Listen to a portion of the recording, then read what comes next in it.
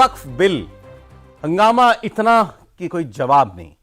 JPC बैठी हुई है वक्फ बिल के ऊपर और उम्मीद है कि अभी 27 तारीख से शायद पार्लियामेंट का सेशन शुरू हो रहा है, तो उसमें कभी जेपीसी अपनी रिपोर्ट दे देगी।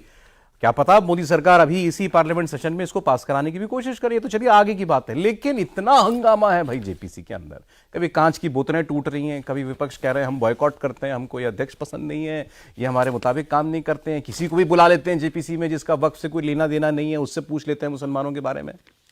तमाम तरीके की बातें हो रही है। अच्छा, आपने सबसे ज्यादा कौन सी आवाजें सुनी वक्फ बिल के ऊपर?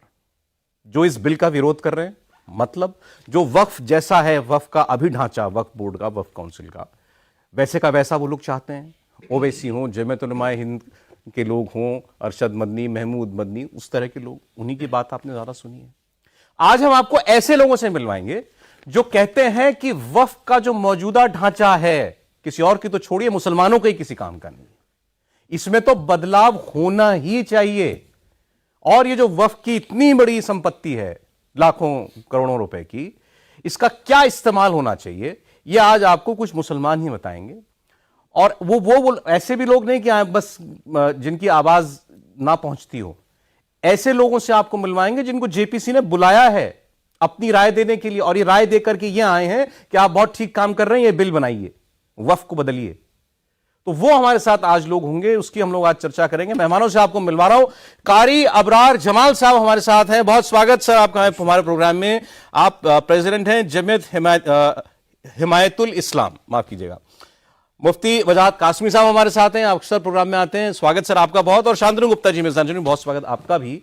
तो अभी जमाल साहब को जेपीसी में बुलाया गया था अपना रिप्रेजेंटेशन लेकर के, कि वहां गए हैं, और जितना मैंने सर आपका पढ़ा, आपने इस बिल को सपोर्ट किया। तो आप पहले तो यही बोल दीजिए, बता दीजिए कि जब हम देख रहे हैं दुनिया भर में मुसलमान नेता, मैं मुसलमान की तो बात नहीं करता, मुसलमान नेता, वो जब इस बिल का विरोध कर रहे हैं, आप जैसा रिलीजियस बॉडी का हेड क्यों इस बिल का समर्थन कर रहा है? मोदी सरकार की बिल की हिमायत में आप क्यों हैं?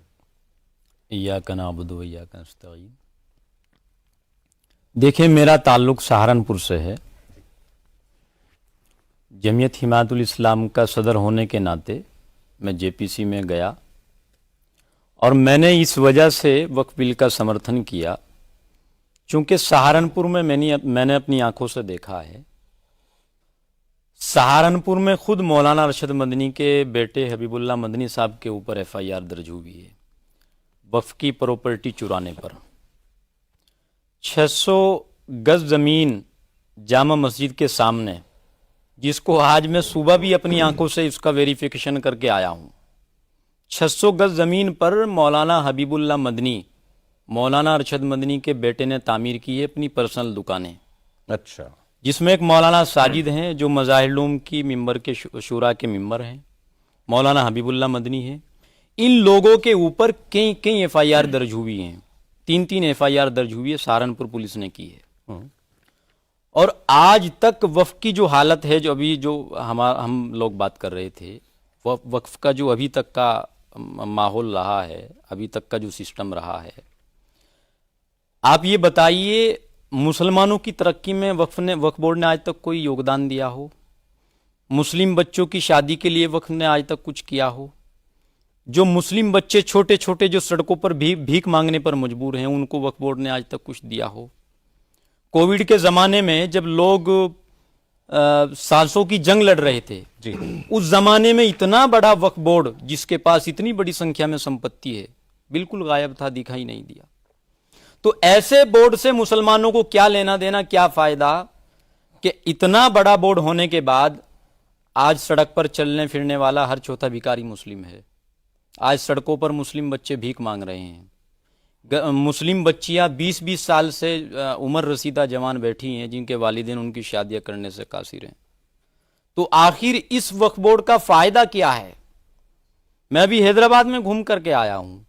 हैदराबाद में एक मदीना मार्केट है बहुत बड़ी, और वाकिफ ने जब उस जमीन को वक्फ किया था, पहले ही उसमें लिखा हुआ है कि इसका सारा पैसा सऊदी को जाएगा, मदीने को जाएगा। अच्छा। वहां पैसा जा नहीं रहा, और बड़ी बड़ी दुकानें जिनका किराया 10-10, 50-50 हजार रुपए महीना होना चाहिए, वो MIM के कार्यकर्ताओं के पास हैं, जिनका किराया किसी का 20 रुपया है, किसी का 50 रुपया है, किसी का 100 रुपया है। काश अगर उसका किराया निर्धारित कर दिया जाए और उसकी आमदनी को पूरी तरीके से 50-60 लाख रुपए जो आमदनी हो, उस आमदनी से मुस्लिम बच्चों की शादी कराई जाए, यतीम बच्चों की फीस का, तालीम का इंतजाम हो, तो कितना बेहतर होगा। दो उदाहरण आपने दिए, एक सहारनपुर का, एक हैदराबाद का। एक आपने जोड़ा है सीधे अरशद जमीयत उलेमा हिंद के अध्यक्ष बिल्कुल अरशद ऑन रिकॉर्ड मदनी है। के बेटे, उन्होंने कहा आपने कहा जमीन कब्जा ली है। बिल्कुल। और दूसरा आपने ओवैसी साहब के शहर हैदराबाद का एग्जाम्पल दिया है। बिल्कुल। आप कह रहे हैं कि एआईएमआईएम के लोगों ने दुकानें और जायदाद बिल्कुल वगैरह- बिल्कुल। क्या करते हैं ये लोग, अब उसमें और बहुत यही लोग क्यों विरोध कर रहे हैं? इसीलिए तो कर रहे हैं। आप जिनकी बात कर रहे हैं, मौलाना अरशद मदनी साहब ने, जिन्होंने चैलेंज किया है कि अब आर पार की लड़ाई है, और जो लोग कह रहे हैं कि जेपीसी में ऐसे लोगों को बुलाया जा रहा है कि जो जिनका कोई इनका कोई लेना देना नहीं है। कोई लेना देना नहीं है। क्या जेपीसी ऐसे लोगों को बुलाएगी जिन लोगों ने वक्फ की जमीन पर कब्जा किया है? क्या मौलाना अरशद मदनी के बेटे सुझाव देने जाएंगे जो खुद चोर है, जो खुद डाकू है, जो खुद जमीन पर कब्जा करके बैठा है? बड़ी बात बोल रहे हैं। 3 एफआईआर दर्ज हुई है, ऑन रिकॉर्ड है, मेरे पास एफआईआर मौजूद है, मैं आपको दिखा दूंगा। तो आप ये कहना चाहते हैं जितने लोग इस बिल का विरोध कर रहे हैं, ये सबके निजी हित जुड़े हुए हैं, अपने बिल्कुल फायदे जुड़े हुए हैं? बिल्कुल जुड़े हुए हैं, बिल्कुल जुड़े हुए हैं, जाहिर सी बात। क्या किया है इन्होंने वक्फ की जायदादों का? बता तो रहा हूं मैं, 600 गज जमीन पर जो अभी मतलब जो है सैकड़ों दुकानें बना के खड़ी है। आप सहारनपुर की जामा मस्जिद के आसपास की जितनी दुकानें हैं, जो सहारनपुर के लीडर हैं, उन लोगों के कब्जे में है। क्या ये आप जनरल स्टेटमेंट ऑन रिकॉर्ड बता रहा हूं मैं आपको, ऑन पेपर बताऊंगा, मेरे पास एफआईआर हैं। मौलाना नाजिर हसन साहब की प्रॉपर्टी वक्फ नंबर 220, 222, 226, 227, इस पूरी प्रॉपर्टी पर इन लोगों का कब्जा